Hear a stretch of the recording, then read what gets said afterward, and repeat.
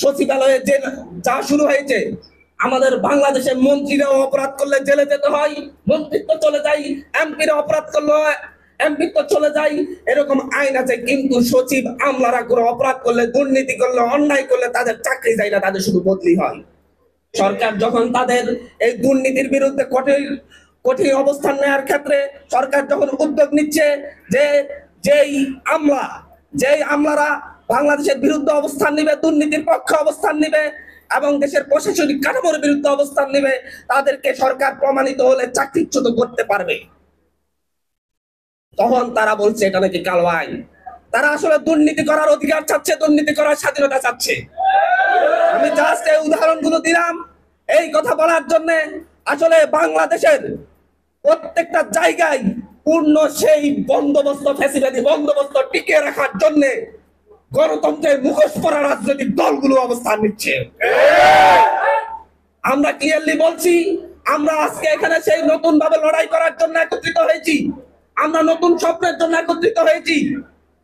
ওয়ালটন আবারও মিলিনিয়ার অফারে ওয়ালটন ফ্রিজ কিনে আপনিও হয়ে যেতে পারেন মিলিয়নিয়ার। মিলিনিয়ার ছড়াছড়ি দেশ জুড়ে, এটা শুধু ওয়ালটনই পারে।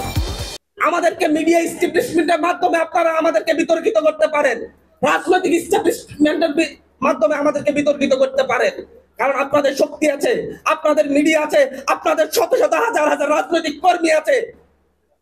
কিন্তু আমাদের আছে এই দেশের সাধারণ জনগণ এবং আমাদের সদিচ্ছা।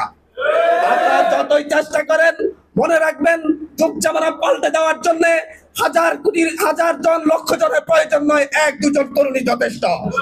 এই তরুণদের হাত ধরে আপনারা যতই চেষ্টা করেন, যতভাবে বাংলাদেশকে পিছিয়ে দেওয়ার চেষ্টা করেন, যতভাবে এনসিপি কে বিতর্কিত করার চেষ্টা করেন, এনসিপি ঘুরে দাঁড়াবেই দাঁড়াবেই দাঁড়াবেই। যখন তারা দেখেছে এনসিপি বিভাগীয় সফরে যাবে, জেলা সফরে যাবে, মানুষের কাছে যাবে, তখন তারা একজন একজন করে এনসিপির নেতা কর্মীকে বিতর্কিত করার চেষ্টা করা হচ্ছে। তারা হাসনাত আব্দুল্লাহকে বিতর্কিত করার চেষ্টা করেছে, সে নাকি নারী বিরোধী।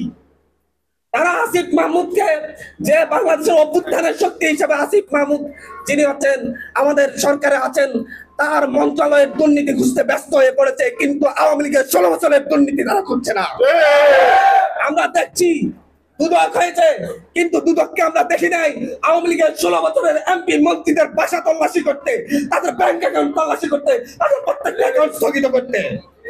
আমরা দেখছি কিভাবে এই সরকারের যে যে উপদেষ্টাগণ অন্যায়ের বিরুদ্ধে, ফ্যাসিস্টের বিরুদ্ধে ভূমিকা রেখেছে, তাদেরকে বিতর্কিত করার চেষ্টা করা হচ্ছে। এই ব্যাপারে এদেশের মানুষকে সচেতন থাকতে হবে, এদেশের মানুষকে সচেতন থাকতে হবে। যেভাবে আমাদের অভ্যুত্থানের নেতৃবৃন্দ, সেই নাহিদ ইসলাম থেকে শুরু করে যারাই আমাদের অভ্যুত্থানের নেতৃত্ব দিয়েছে, তাদেরকে বিতর্কিত করার জন্য মিডিয়া যে রকম ব্যবহৃত হচ্ছে, তার বিরুদ্ধে আমাদেরকে সজাগ থাকতে হবে। আপনাদের জানার কথা নাহিদ ইসলামের পিএস কোথায় কার জন্য সুপারিশ করেছিল চাকরির জন্য, সেটা মিডিয়াতে পোলাও করে প্রচার হয়, কিন্তু অমুক নেতা তমুক নেতা তারা যে সুপারিশ করছে সেটা কোনো প্রচার হয় না।